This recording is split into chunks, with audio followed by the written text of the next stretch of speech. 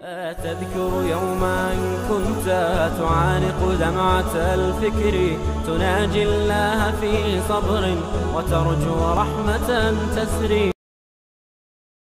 The second message that I want to deliver before we throw the floor open for the open question session is the 15-point action plan for the Muslim Ummah when someone insults Prophet Muhammad, peace be upon him, or indulges in Islamic blasphemy.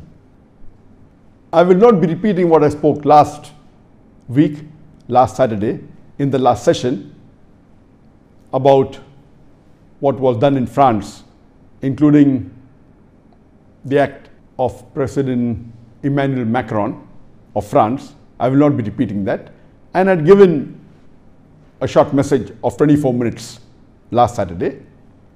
In that message, I did say that what President Emmanuel Macron said, that Islam is in crisis all over the world, he got it wrong. It is actually Islam has the solution for the crisis all over the world. And I requested that if you hear my talk, Islam, the solution for the problems of humanity, it will clarify all its questions. And even my talk on is terrorism a Muslim monopoly, it will reply to the allegations of President Macron that Islam is a radical religion and Islam is a religion of terrorism. It will give the details. I also mentioned in the last session that regarding what Muslims should do, they should listen to my answer, which I gave in 2006 regarding the Danish cartoons. The Jyllands-Posten newspaper in Denmark, which had given caricatures, 12 cartoons of a beloved Prophet Muhammad.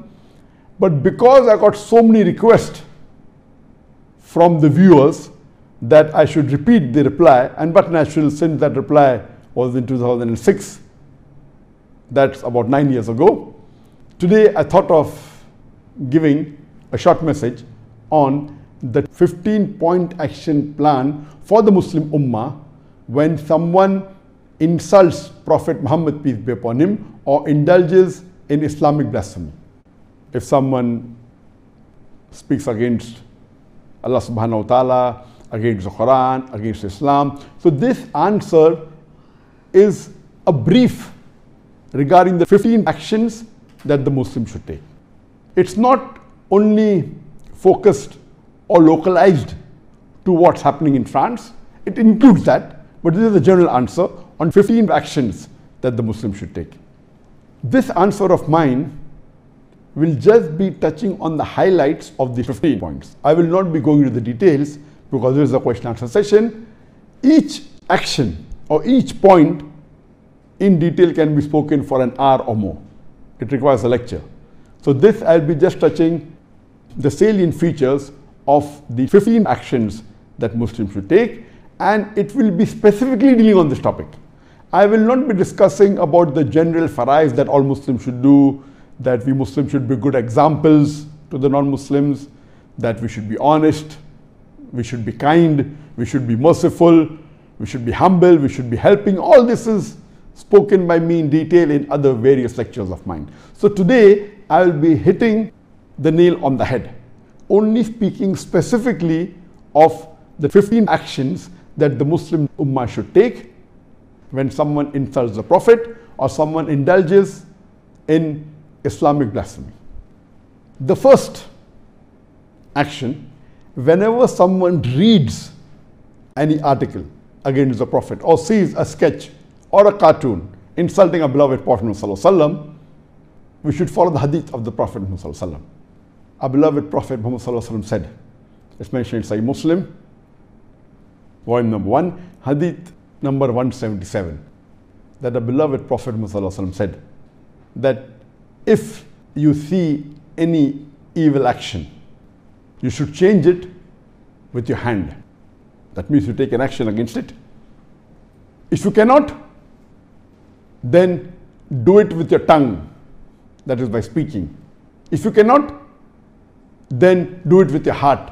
That means hate that act and agree it is wrong, then you will be the lowest level of mu'min, the lowest level of a believer. So the least a Muslim can do, whenever he hears any derogatory remarks against the Prophet, or any caricature, or any cartoon against the Prophet, any insult against the Prophet, any blasphemy against Islam, the least he can do is condemn it immediately in his heart and agree that what is done is wrong. This is the least anyone can do. Today, after the society has advanced, we find many Muslims have got so much westernized and have started agreeing with the freedom of expression that many a time when someone insults the Prophet, you don't even bat an eyelid, as though nothing has happened. Oh, this is freedom of speech. Today's world is, it's a global village, and the freedom of speech, that someone wants to insult the Prophet, no problem.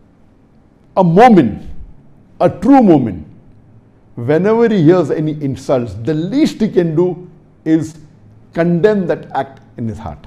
So number one that any Muslim should do whenever he comes across any blasphemy against Islam, any insult against the Prophet, is condemn that act and agree it is wrong.